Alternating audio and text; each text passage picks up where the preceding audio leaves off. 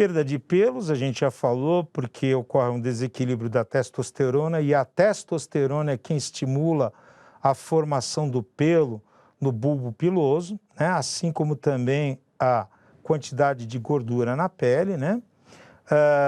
O baqueteamento digital é uma tentativa de abrir fístulas arteriovenosas para perfundir o tecido, então o dedo fica com o formato de uma raquetinha de tênis. Isso nós chamamos de baqueteamento digital. Ginecomastia. Bom, estrógeno prepara a mulher para o estrus, então as curvas, a mama, e a progesterona para progesto, gestação. Se eu começo a ter um excesso de estrógeno, eu posso desenvolver ginecomastia, que é uma queixa muito grande das pessoas que têm o problema. Atrofia testicular, claro, eu estou desregulando o mecanismo estrógeno, progesterona, testosterona, e o biofeedback é para feminilizar e pode acontecer uma atrofia testicular, um hipogonadismo, com queixa de que perdi a libido, não tenho interesse, não consigo manter ereção, não consigo ejacular e coisas desse tipo, que a maior parte dos homens não comentam. É interessante, as mulheres, quando elas vão lá se reunir no cabeleireiro, a fofoca é geral. Mas no grupo dos homens é todo mundo assim, não, eu estou bem, nossa, eu estou um verdadeiro cavalo poderoso. E é mentira, tá? A partir de 35 anos de idade, nós entramos no hipogonadismo masculino, que seria a andropausa, e devemos tratar, porque vamos ter perda de cognição, osteodistrofia, todos os fenômenos que a mulher tem e dá para você evitar. Na mulher já pode ocorrer a anovulação, né, pelo eixo hipotálamo, hipófise e ovário, né, eu entrar numa amenorreia, vamos dizer assim, precoce, sem estar grávida, né? E posso ter ciclos menstruais que são de um número maior de dias com uma quantidade de sangramento maior ou um número menor de dias com uma quantidade de sangramento maior, ou passar a ter dor durante o ciclo menstrual, por um desequilíbrio de prostaglandina, estrógeno, progesterona, né? Prostaglandina vai contrair o útero e a progesterona relaxar. Quando o bebezinho está fazendo o fenômeno de descido, aquele bate no orifício interno do colo do útero, há uma chuveirada de prostaglandina para começar a fazer a matriz uterina contrair para que ele tenha um parto normal. Isso a gente pode chamar de dismenorreia, dor durante o período menstrual. Contratura de Dupuytren, ele não tem a ver com as coisas do cálcio. Aqui, nesse caso, é por um depósito de colágeno excessivo nos ligamentos da palma da mão e você fica com a mão fechada, né? Diarreia. A diarreia está relacionada ao ciclo enterohepático, né? Lembra? A bilirrubina vai virar estercobilinogênio, que estercobilina reabsorve, uma parte elimina na urina em pequeníssimas quantidades e o resto vai ser reaproveitado. E a flora intestinal, junto com a qualidade de bile, é quem vai comandar isso. Hipertrofia da glândula parótida. Isso é bem típico do paciente alcoólatra crônico, né? Ele, para fazer um washout do álcool no esôfago, no estômago, ele começa a fazer uma hipercialorreia, hipertrofia as glândulas parótidas como se estivesse com cachumba bilateral.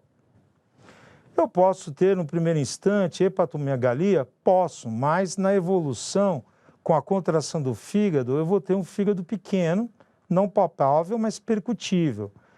Porém, o baço, como drena o seu sistema sanguíneo na veia porta, ele vai aumentar de tamanho. Então, você vai passar a ter um baço que não é só percutível, mas também é palpável.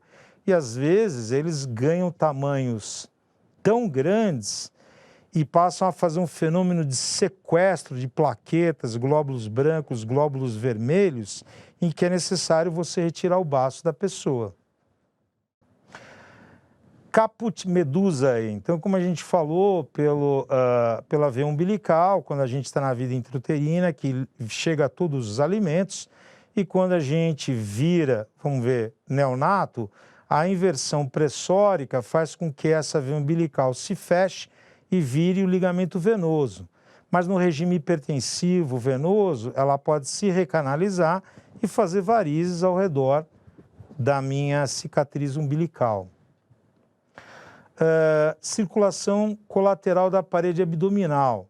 Bem, a gente sabe que o sistema porto, cava e o sistema cava superior e inferior se comunicam pelas epigástricas e se comunicam pelas torácicas internas. Se eu tenho no retorno venoso do coração um regime hipertensivo, a montante, essa pressão aumenta e eu começo a desenvolver uma circulação na parede abdominal, uma circulação venosa.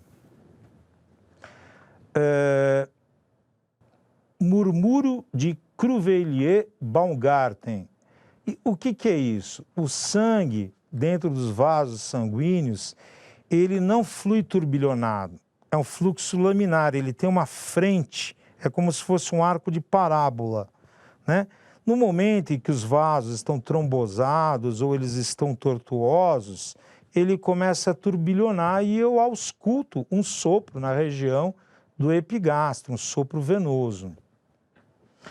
A ascite, como a gente já comentou, importante isso aqui, a partir de 1,5 litro de líquido peritoneal, eu consigo, por manobras de semiologia propedêutica, diagnosticar. Um é o sinal do piparote. Então, o paciente ele põe a mão apoiada sobre a linha mediana do abdômen, o médico coloca a mão no flanco e começa a dar pequenos petelecos. Como a parede abdominal está fixada, ele vai sentir a onda de transmissão batendo na mão dele, que é o líquido que está dentro do abdômen. Eu posso também, percutindo o abdômen, conforme eu desloco, eu saio de um som de gás dentro da cavidade abdominal para uma maciez, que é o líquido que se acumula. Além disso, também há o sinal, os semicírculos de Skoda, que a gente pode utilizar. Icterícia, né? Nos casos onde tem, além da lesão vascular, tem a lesão hepatocítica, o que acontece? A bilirrubina conjugada, ela não vai para frente, retrodifunde e cai no sangue.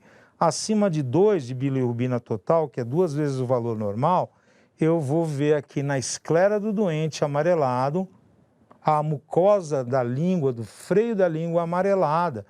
E ele provavelmente vai me dizer que está urinando, não cor de Coca-Cola ou café, mas pode ser um chamate.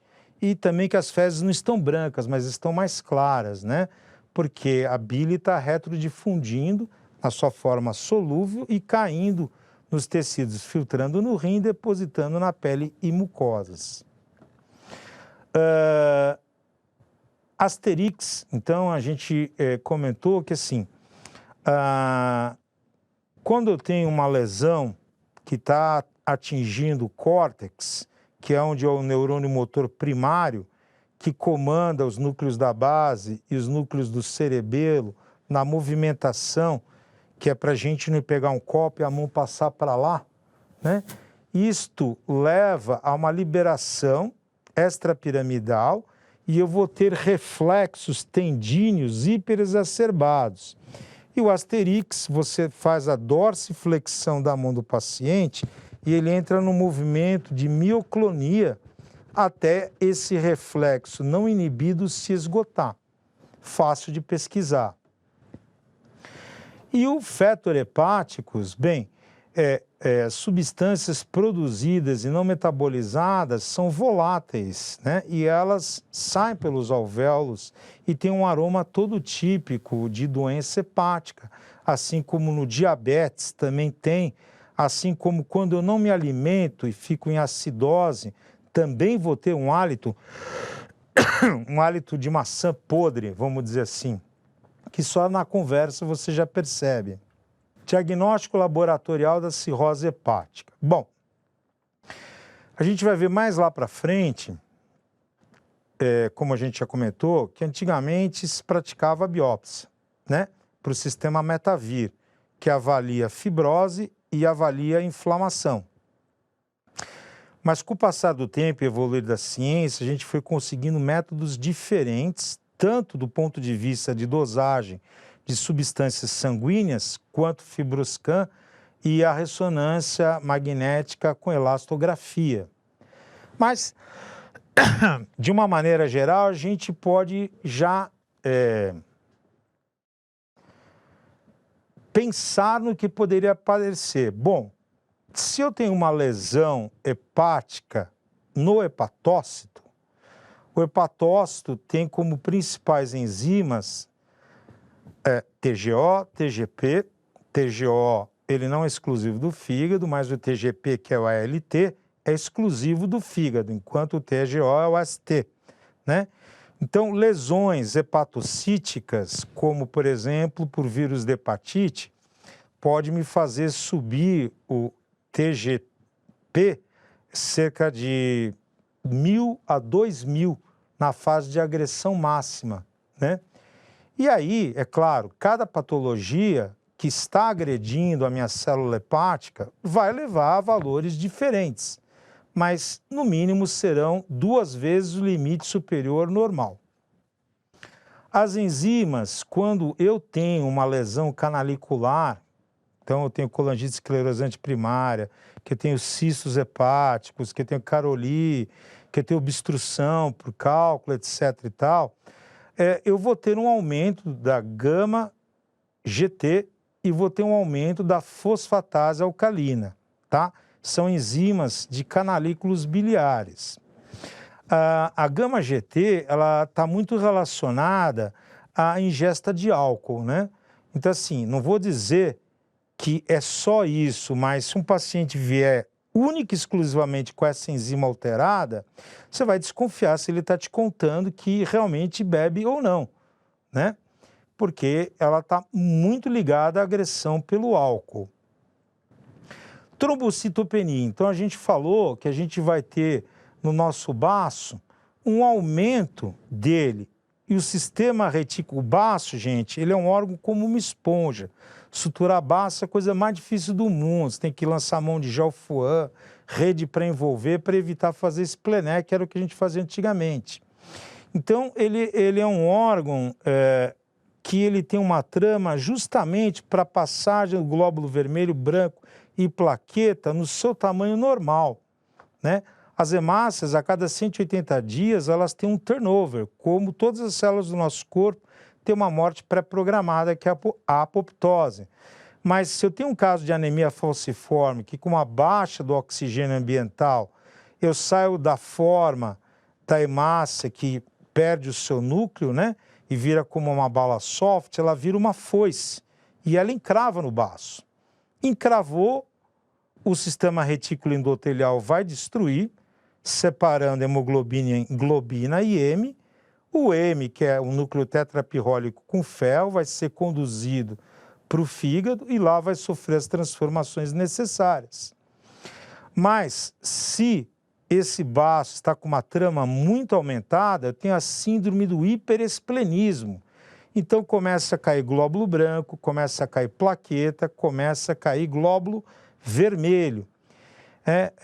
Também aqui uma coisa interessante, hoje para pensar em transfundir plaquetas, se não houver grandes comorbidades, é com valor inferior a 20.000, muito diferente de quando eu comecei, mas dependendo do nível de destruição do sistema hematopoético, eu tenho que retirar esse órgão. Então, aí a explicação da queda, penia, né, que é queda, leucopenia, neutropenia, os leucócitos caem, e vai cair também o número de glóbulos vermelhos, assim como alterar todas aquelas relações que a gente vê no hemograma, né? Então, quantidade de glóbulos vermelhos, o hematócrito, que é a relação da parte sólida do sangue com a parte líquida, volume corpuscular médio, hemoglobina corpuscular média e daí por diante. Albumina sérica. Como a gente falou, o fígado ele produz albumina, mas a vida média é 20 dias. Se ele começou a adoecer os seus hepatócitos gravemente, eu vou ter hipoalbuminemia. E quando eu dosar proteínas totais e frações, eu vou ver que a relação albumina-globulina vai estar completamente invertida, porque eu vou ter muitos anticorpos e pouca albumina, né? Então já é um índice laboratorial, junto com o contexto da doença e dos sintomas, que te leva a pensar. As globulinas que sobem, GG e GM, GG da fase, vamos dizer assim, crônica, a cicatriz sorológica do contato com alguém potencialmente lesivo, e o IgM, a fase ativa, né? Algo está doente ativamente, produzindo grande quantidade de imunoglobulinas desse subtipo. Fibrinólise. Bom, o fígado, ele produz quase todos os fatores de coagulação, né? Lembrar que protrombina transforma a tromboplastina em trombina, que vai pegar o fibrinogênio não estável em fibrinogênio estável.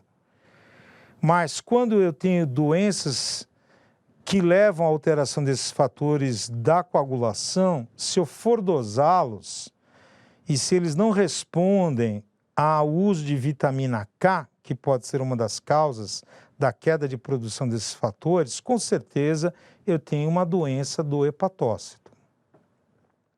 E lógico, fibrinólise, sangra a gengiva, é aquela coisa, o cara escova o dente, começa a sangrar, qualquer machucadinho é um rio de sangue, daí por diante.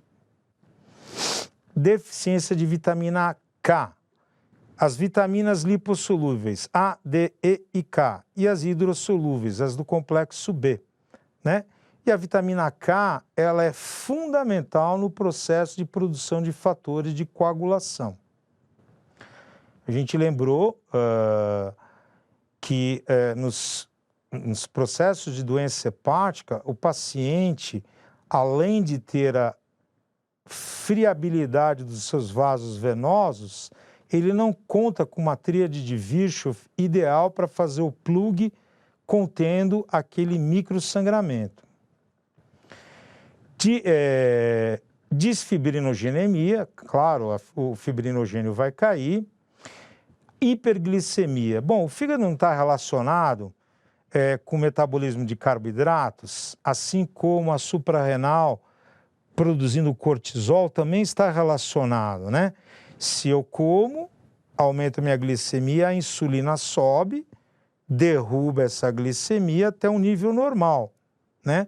Então, vamos dizer assim, a insulina e o glucagon, eles são antagônicos, mas o cortisol, ele faz um papel muito semelhante ao glucagon, ele não deixa que a glicose entre na célula, então ela vai estar com valor aumentado circulando em você, além de defeitos na neossíntese de carboidratos a partir de outros elementos não originados de açúcares no fígado, né? Então eu posso ter a hiperglicemia e, claro, posso ter a resistência à insulina periférica. Gente, presta muito bem atenção nesse negócio. Resistência à insulina periférica, a síndrome de Stein-Leventhal ou dos ovários policísticos, antigamente se tratava com anticoncepcionais, para artificialmente você não permitir o mau funcionamento, porque no ovário policístico o que acontece?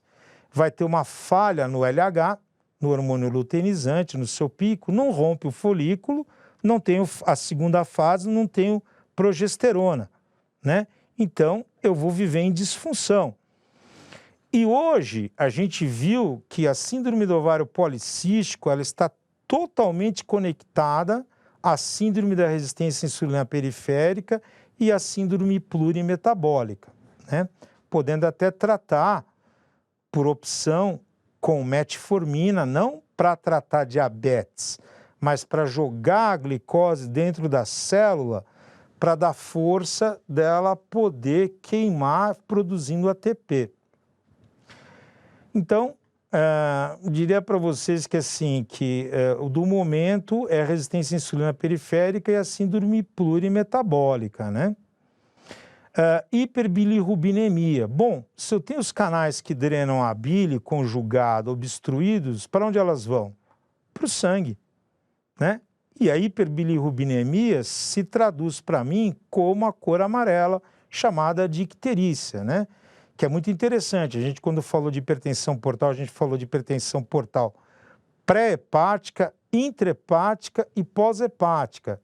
A icterícia, que vai ser a próxima aula que eu pretendo montar para vocês, é mais ou menos assim. Eu posso ter uma grande quebra de hemácias que o meu hepatócito não dá conta de conjugar, né? E de eliminar nos locais certos. E eu posso ter icterícia por isso. Eu posso ter uma icterícia de síndromes congênitas, Rotor, Kliger-Naja, Dubin-Johnson, em que também não há enzimas na parede para excretar adequadamente. E eu posso ter a icterícia pós a tríade portal por obstrução das vias biliares. Então, a gente vai vendo que tudo se compõe e tudo é a mesma coisa. É como olhar um caleidoscópio de diferentes locais, mas está tudo interligado. Hiponatremia, a gente comentou, né? A disfunção hepática levando à síndrome hepatorrenal. Se num primeiro instante eu estou tratando a ascite com diurético, eu posso desenvolver uma queda importante de sódio, né? E isso me levar a uma série de complicações. Creatinina sérica elevada, síndrome hepatorrenal. Fecha a vascularização do rim para economizar volume circulante, retém o sódio. Eu vou não eliminar os produtos do metabolismo das proteínas, então ureia e creatinina sobem, né? A creatinina, ela vai subir quando pelo menos 50% da função renal parou. Enquanto a ureia, ela sobe muito rápido. Então, quando a gente vê esses casos de desidratação, levando a um mau funcionamento ou uma insuficiência renal pré-renal, é só você hidratar a pessoa que tudo volta ao normal. A água no nosso corpo é balançada. Se eu perco mais do que ganho, hormônio antidiurético, que interessantemente produzido pela neurohipófise, agora a gente sabe que nós temos o peptídeo atrial natriurético. O coração não é só uma bomba, ele é uma glândula. Assim como também produzido pela neurohipófise ocitocina, o nosso coração também produz ocitocina, que é o chamado hormônio do amor, porque ele atua na amígdala do lobo temporal, diminuindo os disparos da alça da ansiedade, permitindo a aproximação das pessoas, né? Então, vê como tudo muda. Um órgão que era simplesmente uma bomba, hoje é uma glândula, importantíssima. Por quê? Porque antigamente era assim, 95% da hipertensão arterial sistêmica vamos dizer assim, idiopática. Idiopática é quando você não sabe o que é. Mas, é assim, eu diria que está relacionado à descarga de adrenalina no modus operandi de um cérebro de luta ou fuga, e 5% de estenose renal, doenças glomerulares, etc. e tal. Agora, a gente tem que acrescentar também dosagem do hormônio atrial natriurético. Diagnóstico por exames de imagem de cirrose hepática. Bom, aqui, então, é um prato cheio, gente. A gente vai começar sempre com o quê? Com o mais simples. Qual que seria o mais simples? Um raio-x de abdômen, eu posso ver ascite, tranquilamente, né? Porque as alças ficam boiando. Então, o raio-x não passa o líquido, mas passa o gás, e eu vejo aquele líquido interalças. Eu posso utilizar ultrassom, né? E me surpreendi porque às vezes eu pedia ecocardiograma Doppler, que é o fenômeno Doppler-Fizeau, e a pessoa perguntava que tipo de Doppler. Eu ficava encafifado. E numa revisão eu descobri que tem 5 tipos de Doppler. Doppler espectral, Doppler colorido, um monte de Doppler, né? Que é para avaliar fluxos, avaliação, vamos dizer assim, em tempo real, né? Então eu posso utilizar um ultrassom simples do abdômen. O que eu vou esperar encontrar no ultrassom simples do abdômen? Líquido, um fígado que, se ainda não tem nódulos, ele vai ter uma diferença na homogeneidade da sua superfície, mostrando fibras colágenas, né? Se eu utilizar o Doppler colorido, que é aquele fenômeno do carro de corrida, as frentes de onda, quando se aproximam do cursor, aumentam, vamos dizer assim, a intensidade sonora porque elas se somam. E quando a gente vê na cor, se está se afastando, ela é uma coloração vermelha, mas se está voltando, é uma coloração azul. Então, eu posso ter, antes de uma manifestação de varizes, eu posso observar pelo Doppler colorido do sistema porta a inversão do sangue que vai para o fígado hepatopetal e começa a voltar e se transforma em hepatofugal, né? E também, dependendo do calibre das veias que vão constituir o território de drenagem do sistema porta, eu vou ver esses vasos do mesmo jeito. E por que ultrassom? Gente, ultrassom você hoje faz à beira de leito, né? Que é uma outra modalidade também do ultrassom. Softwares são mudados, né? Então, é um exame não caro, acessível e que te mostra realmente alterações. Então, no ultrassom eu posso observar a presença de nodulariedade hepática, posso observar isso também numa tomografia de abdômen, posso observar isso numa ressonância de abdômen, posso observar isso numa colangio-ressonância com primaviste, posso observar isso numa elastografia hepática por ultrassom, posso observar isso numa ressonância elastografia do mesmo jeito. Mas aí é aquela história, eu estou procurando o quê? Porque só encontra aquele que sabe o que procura. Senão, às vezes, você pode encontrar coisas e se perder, né? Então, ultrassom, ponto de partida, né? Pela presença de nodularidade ou não hepática, aumento da ecogenicidade, vai acontecer a atrofia do lobo direito e a hipertrofia do lobo caudado. Se a gente retornar lá atrás, a gente disse que o fígado era segmentado, e batemos muito nessa tecla, porque o segmento caudado, que é o número 1, ele tem uma irrigação portal, hepática e uma drenagem biliar própria deles, né? Ele drena direto para a cava, né? Então, ele pode se hipertrofiar na tentativa de vicariar o processo de todo o resto do fígado. Posso praticar a biópsia hepática, que pode ser transparietal, que pode ser com todos os tipos de agulhas que vocês imaginam, que pode ser guiada por percussão, guiada por ultrassom, guiada por tomografia, guiada por ressonância, tudo muito variável em função da complexidade do caso e do local onde você se encontra. Eu posso fazer elastografia, que é a aferição, vamos dizer assim, da elasticidade do parênquima hepático, que à medida que a fibrose vai aumentando, vai diminuindo, né? Esse exame, ele tem um viés junto com a ressonância, com o elasto, que em certas situações de fibrose altamente progredida para cirrose, eu não consigo ter isso muito claro. Então, ainda o gold standard continua sendo a biópsia hepática. Mas se eu associar esses métodos com exames laboratoriais que vão me mostrar a possibilidade de cirrose hepática, eu consigo impedir de realizar um procedimento invasivo.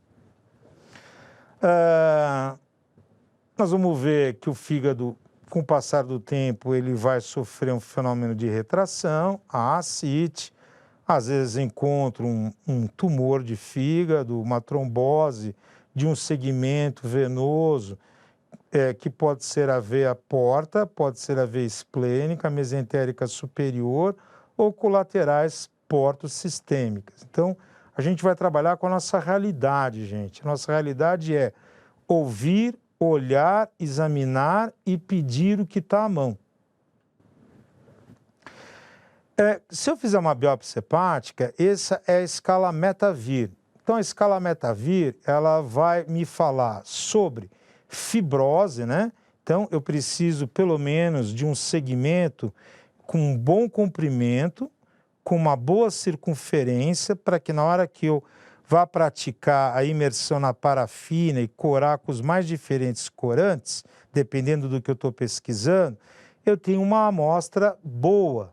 Mas, assim, se você tiver uma laranja, tentar atingir o caroço dela, pode ser que você passe mais para frente ou você chega mais para trás. Então, esse é o problema. Apesar de toda a riqueza, vamos dizer assim, de navegação por imagem, nós podemos não ter uma amostra realmente efetiva. Mas aqui eu trouxe o sistema META-VIR para comentar, porque vocês vão ouvir falar e vai cair na prova, né? Então, assim, F0 quer dizer ausência de fibrose ou matriz extracelular, tanto periportal quanto peri-espaço de Disse e sinusoidal, vai estar tudo ok.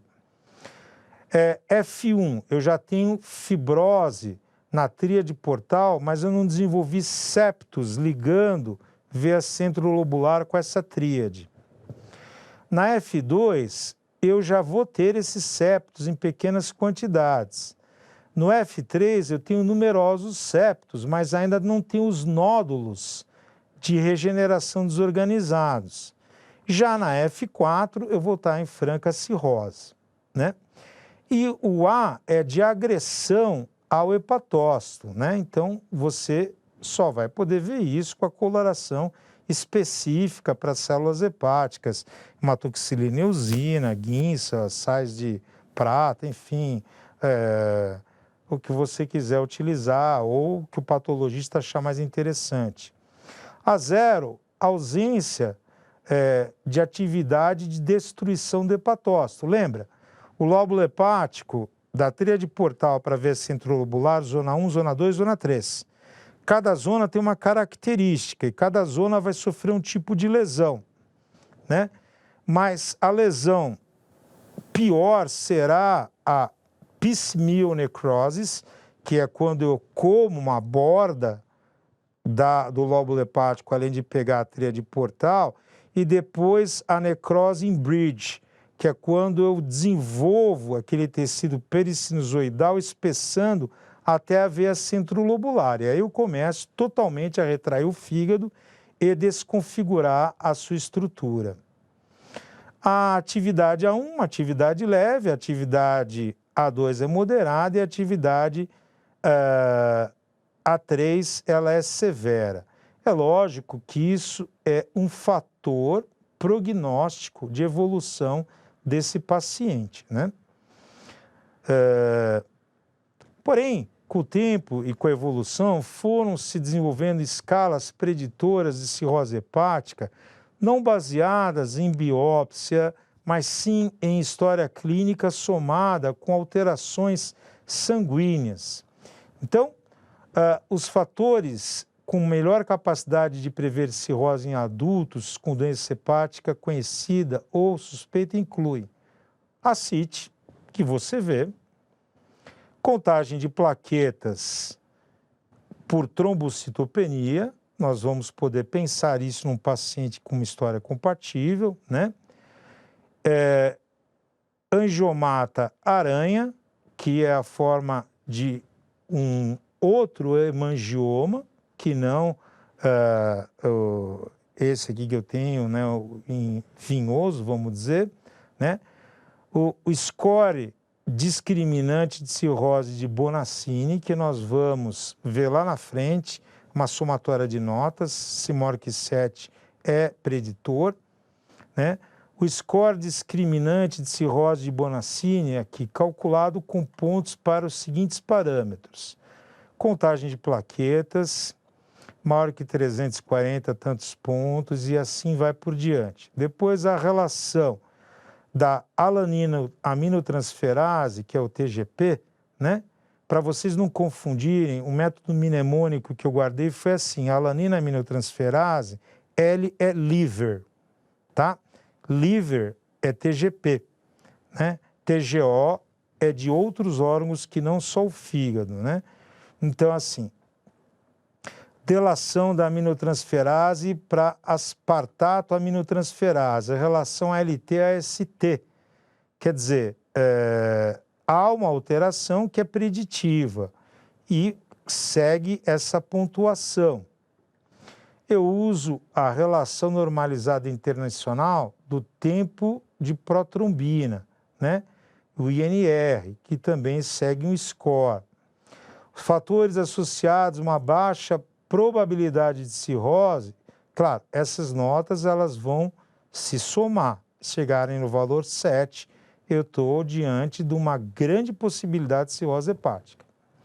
Fatores associados a uma baixa probabilidade de cirrose incluem índice de Locke, que também é um score que a gente usa em hepatologia menor do que 20%, contagem de plaquetas quase que praticamente normal, né?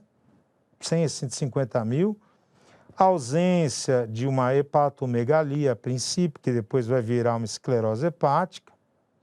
E aqui mostrando que o índice de Locke é calculado usando a contagem de plaquetas, a TGO, TGP, o INR, e foi feito um estudo de validação, quando foi encontrado um ponto de corte menor de 20%, que foi utilizado como um preditor de exclusão de cirrose.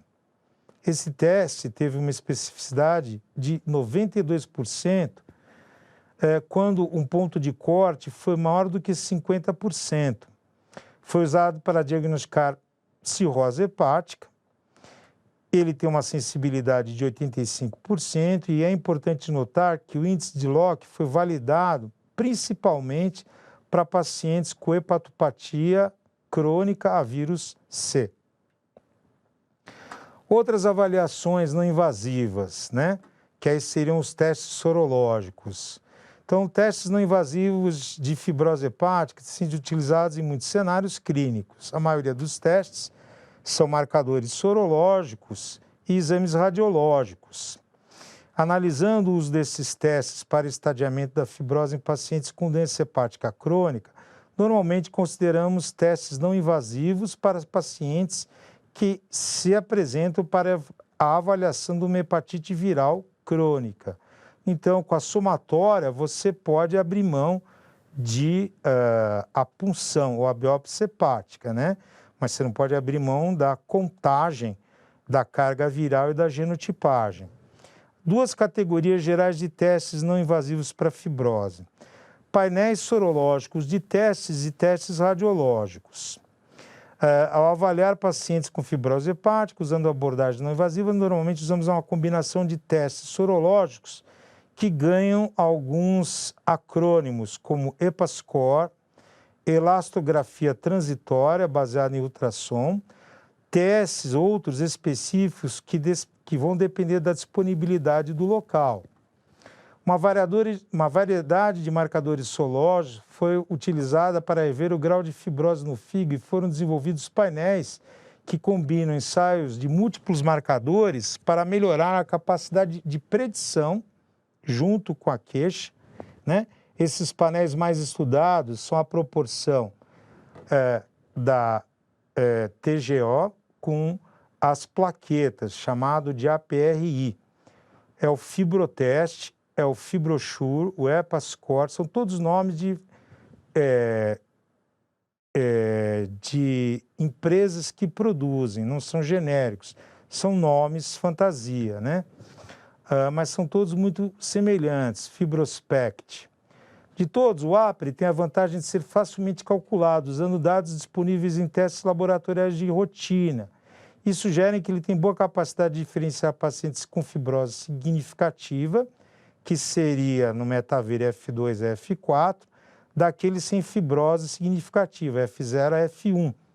Os painéis também podem monitorar as alterações evolutivas da fibrose, quer dizer, não é invasivo, eu posso ir repetindo. A elastografia, como a gente falou, tem a ver com a observação do recoil, da elasticidade hepática, né? Aplicando ondas mecânicas e medindo essa velocidade de propagação através do tecido, usando imagens, né? Pode ser ultrassom, por impulso de força de radiação acústica, elastografia bidimensional, de ondas de cisalhamento, ressonância magnética, seja elastografia por ressonância magnética, seja na forma 2D SWE e ressonância magnética, podem ser integrados à imagem morfológica convencional do fígado na mesma sessão. Estava lendo um artigo, gente, muito legal sobre tomografia computadorizada e PET scan. Já existe a ressonância de corpo inteiro que está sendo utilizada como um PET scan, uma realidade já, porque na ressonância é o estudo funcional e você pode inferir uma lesão antes dela aparecer, como é o índice de difusão de água por nódulos, onde eu avalio se a água consegue passar ali ou não, devido à grande densidade de células. Se não difunde, é um processo neoplásico. Pode ser um processo neoplásico.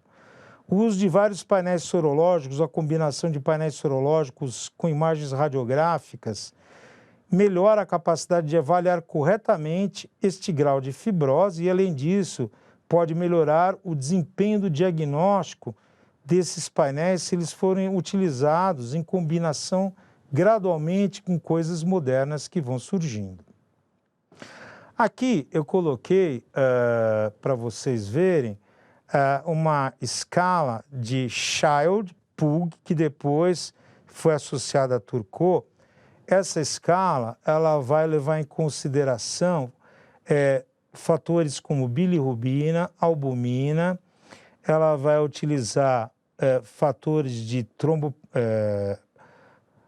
atividade protrombina, INR, vai utilizar a ACIT, a dosagem de ACIT, desculpa, e vai te dar depois a atividade de encefalopatia hepática, e isso vai em graduação de pontos.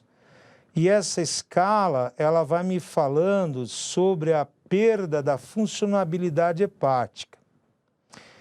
Foi depois criada uma outra escala, porque na medida em que começou o transplante hepático a ser um sucesso, começou a se ter a fila de transplante hepático. Então você ia lá, tinha indicação, seu médico te inscrevia na Central Nacional de Transplantes e aguardava a fila. Porém, a gente começou a observar o aparecimento de pacientes com insuficiência hepática aguda, necrose do fígado. Esse é um paciente que, se não transplantar de imediato, ele morreu. Então, ele passa na frente daquele que está na fila, não porque ele pagou propina, mas porque pela escala de MELD, ele é muito mais grave do que aquele que está aguardando, né? End liver disease, né? Então, é a metria, né? É o modelo para o estágio final da doença hepática. É um sistema de pontuação que quantifica a urgência do transplante hepático, dando direito para o paciente entrar na fila na frente de alguém que já está esperando. É claro, se aquele está para morrer e o outro ainda dá para esperar, vai primeiro o que vai para morrer. Utiliza os valores do paciente de bilirrubina sérica, creatinina, índice internacional normalizado, INR, para predizer a sobrevida. E ele é utilizado para priorizar a alocação de pacientes para transplantes hepáticos. E a fórmula é essa, não é uma fórmula difícil, ela usa o logaritmo natural ou neperiano, e aí, de acordo com a nota, nós vamos ter o índice de mortalidade desses doentes. Então, isso mudou muito a história de transplante hepático, né? E existe o PELD, que é para as crianças.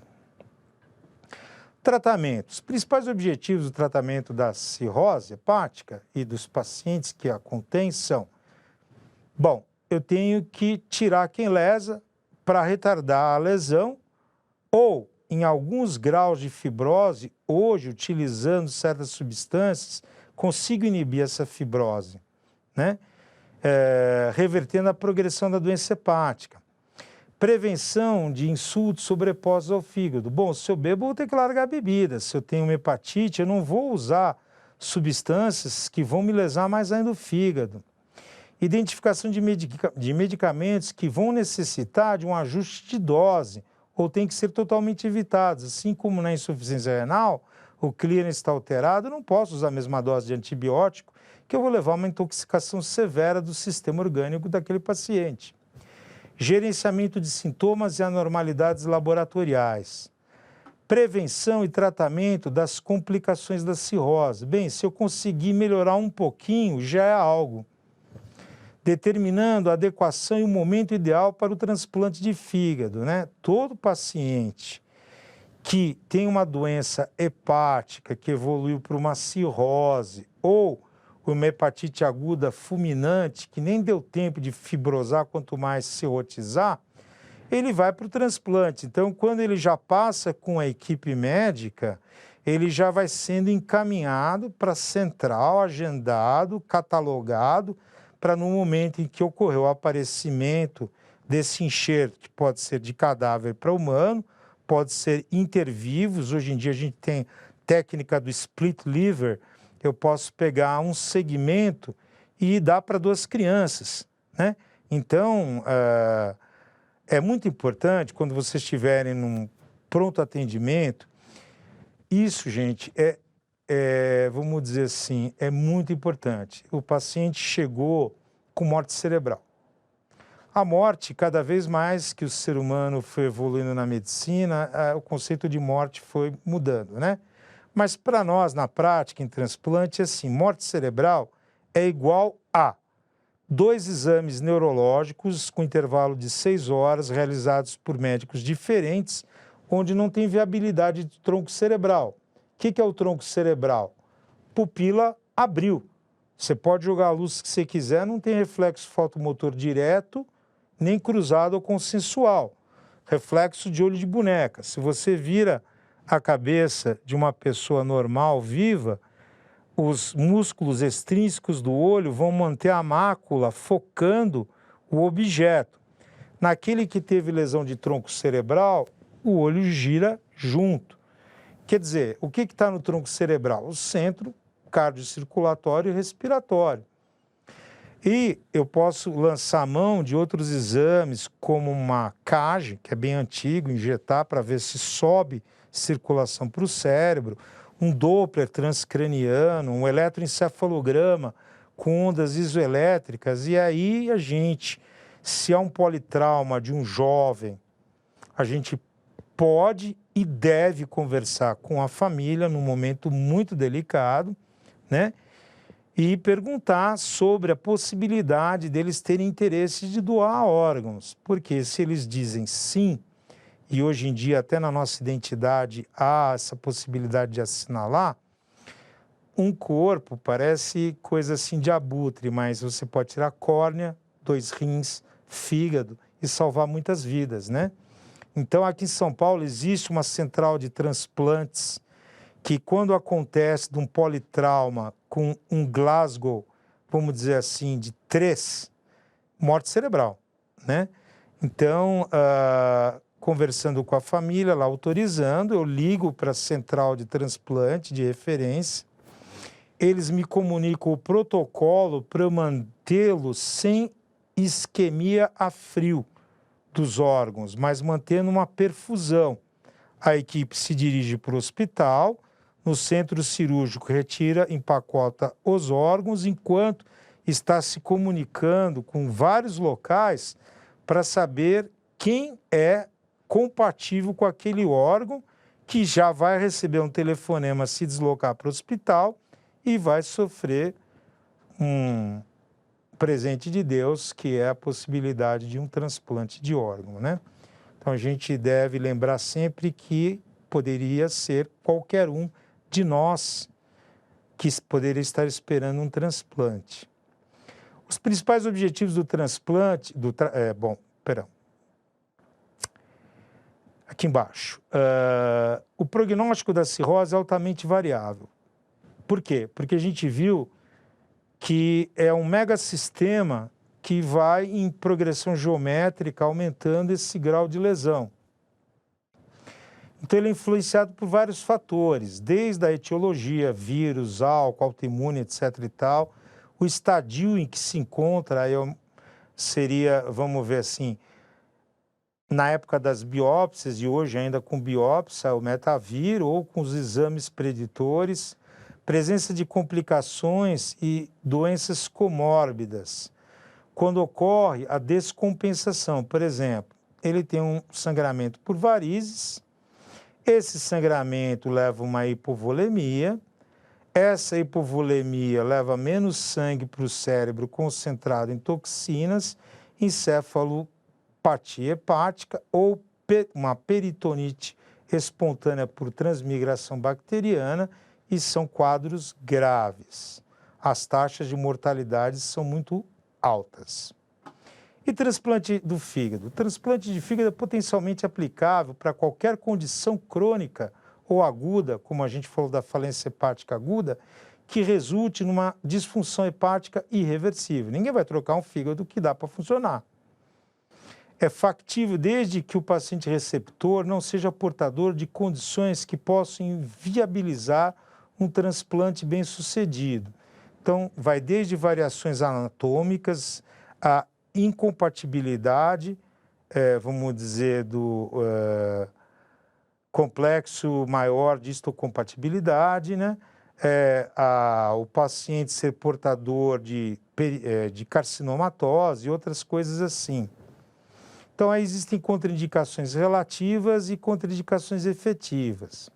Por exemplo, câncer metastático fora de controle em outros órgãos e regiões do corpo. Assim, o câncer é uma doença sistêmica, gente. Mesmo que aparentemente se fez uma ressecção R0, as células estão circulando e estão na medula óssea da gente. Só que nós estamos dando conta de matar. Abuso de drogas ou álcool, né? Então, é aquele paciente que ele é um alcoólatra ou um drogadito, que ele não vai aproveitar esse órgão, né? Então, existe todo um protocolo de avaliação. Infecções sépticas, né? O paciente ele está com uma colangite aguda em septicemia, não dá para transplantar. Ainda que o paciente esteja, o doador com HIV e ele com HIV, não é uma contraindicação mais absoluta, na escassez de órgãos que nós estamos, é passível de ser feito sim, tá? Isso está mudando à medida em que o tempo muda. E existem as contraindicações relativas, idade avançada, né? Doenças avançadas do coração-pulmão, quer dizer, você entende que não é um órgão só, né? Hoje se faz até transplante múltiplo, né?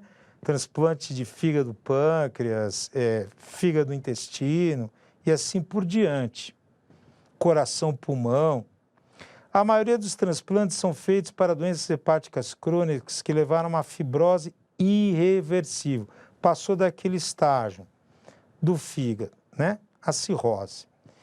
E alguns grupos usam um critério chamado critério de Milão para aceitar fazer ou não aceitar transplantar pacientes que têm hepatocarcinomas. Então, é necessário um estadiamento muito bem feito, porque dependendo da massa tumoral de mais de um nódulo, eu posso fazer sim o transplante de fígado e esse doente se beneficiará. Bom, pessoal, então assim, a gente vem vindo aí num crescendo, né? E eu acho que as coisas começam a se encaixar, porque a repetição tem uma lei em neurologia que é assim, de tanto pensar um evento ao momento em que você passa a ser pensado, né?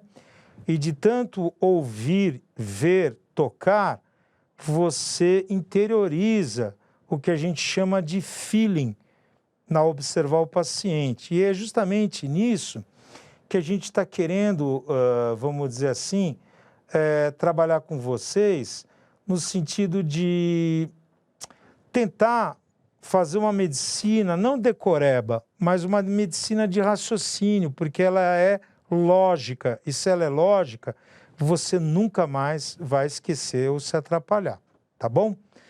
Bem, foi muito bom estar de novo com vocês e até breve. Um abraço.